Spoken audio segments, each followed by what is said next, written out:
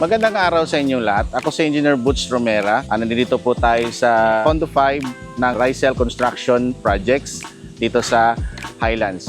Ngayon, papakita ko sa inyo yung ating update sa project natin. So makikita nyo, yung facade natin ay naka-framing na. Ready na siya for cladding. Sa mga grills, ribbon framing, ready na rin po siya for cladding. So papunta po tayo sa garden floor.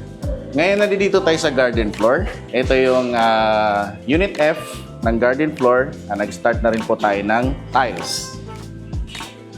Pine-perfect lang natin yung pag-i-install ng tiles. But definitely, minimal na lang yung mga ginagawa natin dito. Dito naman po tayo. Ito yung mga grouter natin. Naglilinis. Naglalagay ng grout. Ito po yung ating tile seater. Nag-i-install ng tiles.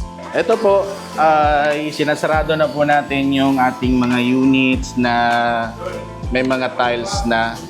Then yung makulang na lang natin is yung mga siroho na lang. So for completion na lang siya. Then final paint. So yun na lang yung kulang natin. So most of the units dito sa garden floor sinasarado na po natin.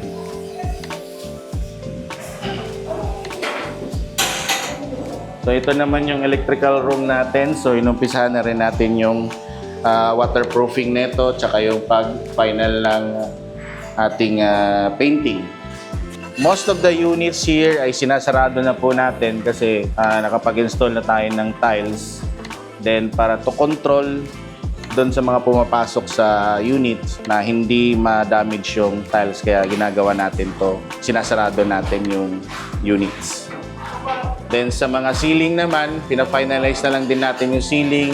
Ito yung mga open area na to.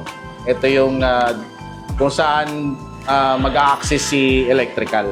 So ito, continuous lang naman yung pag-install ng tiles. Ito yung Unit M, Unit A. Ngayon, dito tayo sa second floor. Ito naman yung update natin sa second floor.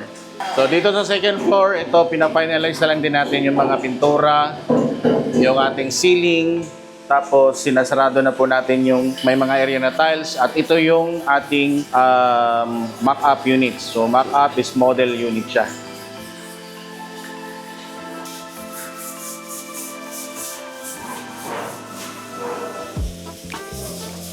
Ito yung mock-up units ng single bed. So yung mock-up units naman natin ng double, nandito naman sa Unit J.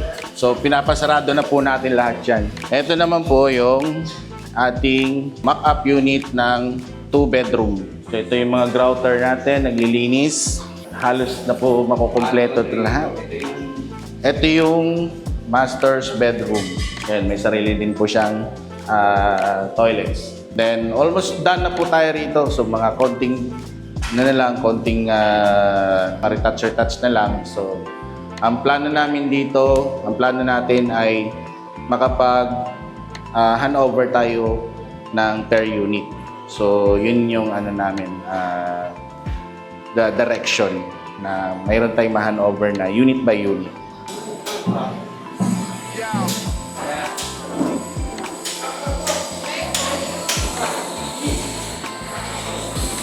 Set.